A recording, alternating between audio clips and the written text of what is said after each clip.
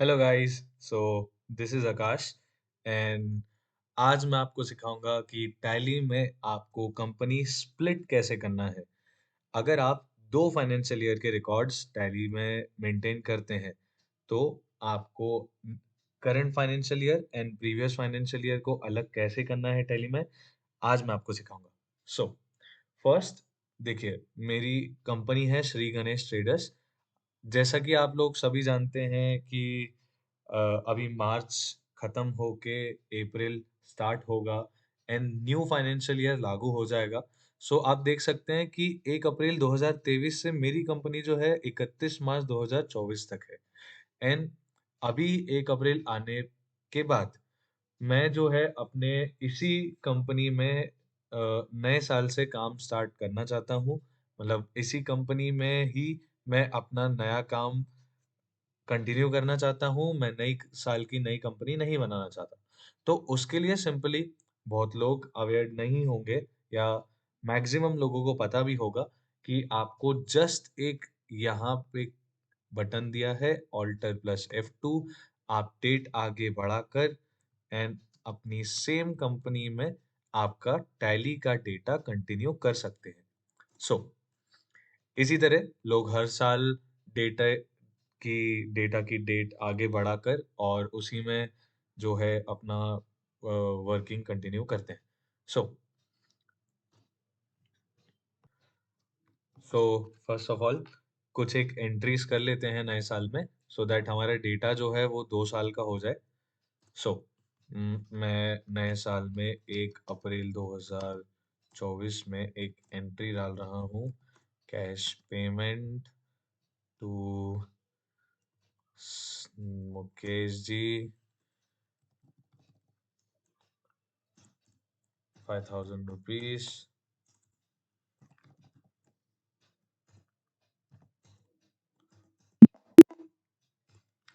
And आप देख सकते हैं मेरी कंपनी 2 साल के लिए कंपेटेबल है। 2 साल का डेटा मेरी कंपनी में है।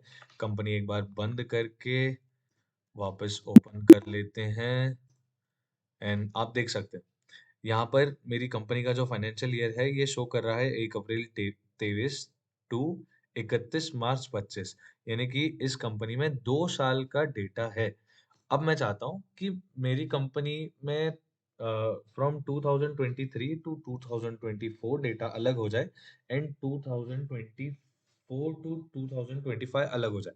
सो उसके लिए फर्स्ट ऑफ ऑल आप ये इंश्योर कर लीजिए कि आपके जितने भी ट्रांजेक्शन हैं, जितने भी मास्टर्स हैं, इनका जो क्लोजिंग बैलेंस है 31 मार्च को, वही आपकी नई कंपनी कंटिन्यू में ओपनिंग बैलेंस हो जाए 1 अप्रैल 2024 को। सो इसके लिए फर्स्ट ऑफ ऑल आप सबसे पहले अपने स्टैटिस्टिक्स चेक कर लीजिए। Display statement of accounts statistics आप चेक कर लीजिए कि आपके पास टोटल ट्रांजैक्शन जो है पुराने साल में कितने हैं, नए साल में कितने हैं। तो मेरे पास नए साल में 1 अप्रैल 2024 में एक ही ट्रांजैक्शन है। Alter F2 last year period डाल देते हैं 31 March 2023 and 31 March 2024 and you can see मेरे लास्ट ईयर में जो है 5 ट्रांजेक्शन है। सो मैं ये इंश्योर करना चाहता हूँ कि मेरे लास्ट ईयर में 5 ट्रांजेक्शन एंड मेरे नए साल की कंपनी में जो है एक ट्रांजेक्शन ही आना चाहिए। वैसे डेटा बहुत बड़े होते हैं, अगर आप चाहे तो आप ज़्यादा ट्रांजेक्शन करके भी एक ट्रायल ले सकते हैं फर्स्ट ऑफ ऑल। बट ये है कि आप ट्रायल लेकर ही जो है कंपनी का डेटा स्प्लिट करें। सो देखिए, आपकी जो कंपनी का डेटा है वो 2 साल में है। ऑल्टर वाई करके टैली में हमने इंश्योर कर लिया है स्टैटिस्टिक्स में जाके हमारे पास कितना है। स्टिल टैली आपको एक ऑप्शन देता है कि वेरीफाई कर लीजिए आपका डेटा इन केस अगर कोई मिसमैच आपके डेटा में होता है तो टैली उसे आइडेंटिफाई करके आपको उसका सॉल्यूशन भी दे देता है एट दिस रिपोर्ट। जैसे ही मैं वेरीफाई करता हूँ अपने डेटा को, you can see no errors are found का ऑप्शन आ रहा है। इन सच केस अगर डेटा बड़ा होता है मेरा और उस केस में अगर हम स्प्लिट करने जाते हैं या अगर हम वेरीफाई करने जाते हैं तो बहुत बार ऐसा होता है टैली जो है करप्ट कर देता है फाइल को। तो आप उस करप्शन से बचने के लिए पहले वेरीफाई कीजिए, एंड वेरीफाई आप करेंगे तो टैली स्प्लिट ना करते हुए आपके डेटा को पहले बताता है कि इसमें क्या प्रॉब्लम है, क्या इश्यूज है। तो ये इश्यूज जो है यहाँ पे लिस्ट हो जाते हैं, एंड यहाँ पे नीचे की साइड आपको टैली जो है उसका सॉल्यूशन भी दे देता है। सिंपली आप उन इश्यूज को सॉल्व कर सकते हैं। इश्यूज सॉल्व करने के बाद आपका डेटा अगर दे देता है टैली, बार बार वेरीफाई कीजिए इश्यूज सॉल्व करने के बाद। जैसे ही आपका टैली जो है नो एरर फाउंड अगर बता देता है, देन आप जो है अपने टैली के डेटा को स्प्लिट कर लीजिए। So split company data, and you can see यहाँ पर टैली मुझे बोल रहा है, मेरी जो कंपनी है श्री गणेश ट्रेडर्स, टैली बोल खुद ही बोल रहा है कि 1 अप्रैल 2024 से आप इसे स्प्लिट कर लीजिए, क्योंकि टैली को मालूम है मेरी कंपनी जो है वो 2 साल की है, एंड बीच की जो डेट है वो 1 अप्रैल 2024 है। एंड मैं चाहता हूँ कि 1 अप्रैल 24 से अलग हो जाए कंपनी, एंड 1 अप्रैल 23 से लेके जो है 31 मार्च 2024 तक मेरा डेटा सेपरेट रहे। ये लास्ट ईयर की मेरी बैलेंस शीट है, ये अलग करना चाहता हूँ मैं। आप इस चीज का ध्यान रखें कि आपको जो है आपके टैली का डेटा, अगर आपके क्लोजिंग बैलेंसेस अभी फाइनल नहीं हुए हैं, तो आपका डेटा ऑडिट होने के बाद ही जो है आप कंपनी स्प्लिट कीजिए। नहीं तो जो क्लोजिंग बैलेंसेस होंगे आपके, वो आपको हाथ से नई कंपनी में ओपनिंग बैलेंसेस में पुट ऑन करने पड़ेंगे, क्योंकि एट द मोमेंट आप अगर कंपनी स्प्लिट कर लेते हैं तो करंट जो है आपके क्लोजिंग बैलेंसेस आपके ओपनिंग बैलेंसेस में जाएंगे, एंड ये जो है बिना ऑडिट किया हुआ डेटा होगा, तो फिर आपको आगे जाके प्रॉब्लम आ सकती है। सो ट्राई टू कि आप उसके बाद जब स्प्लिट करें, जब भी आप स्प्लिट करें तो आपका जो है ओपनिंग बैलेंसेस फाइनल हो। सो इसके लिए सिंपली अभी तो टैली में आप स्प्लिट देख लीजिए कैसे होता है। So yes, and continue to split data. क्योंकि मेरी टैली की जो कंपनी है बहुत छोटी है, इसके अंदर कोई ट्रांजेक्शन नहीं है, मिनिमल बस 6 ट्रांजेक्शन है, तो टैली मुझे फटाफट स्प्लिट करके दे दे रहा है डेटा। बट हो सकता है आपके पास ज्यादा ट्रांजेक्शन हो तो टैली आपका टाइम ले, समय ले। सो देखिए यहाँ 3 कंपनी अब टैली शो कर रहा है। Ganesh traders from April 2023, Ganesh traders from 1 अप्रैल 2024। जो मेरा लास्ट ईयर का डेटा है वो 23 में है।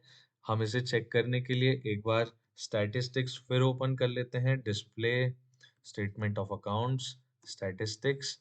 यहाँ पर हम पूरा पीरियड स्ट्रेच कर लेते हैं, ऑल्टर F2, 1 अप्रैल 2023 टू 31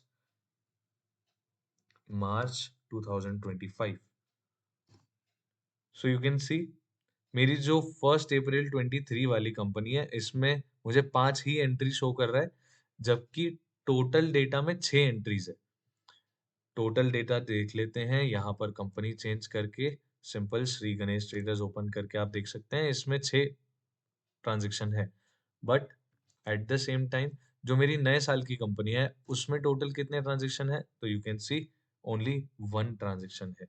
सो हमारी कंपनी का डेटा स्प्लिट हो चुका है। आप डेबुक में आके देखिए, ऑल्टर F2, 1 अप्रैल 2023 आप देख सकते हैं कंपनी जो है वो 23 वाली ओपन है, 23 to 31 March 25। You can see 1 April 2023 वाले जो ट्रांजेक्शन है वो 1 अप्रैल में ही है इस कंपनी में, and another company 24, you can सी इसमें एक ही ट्रांजेक्शन है।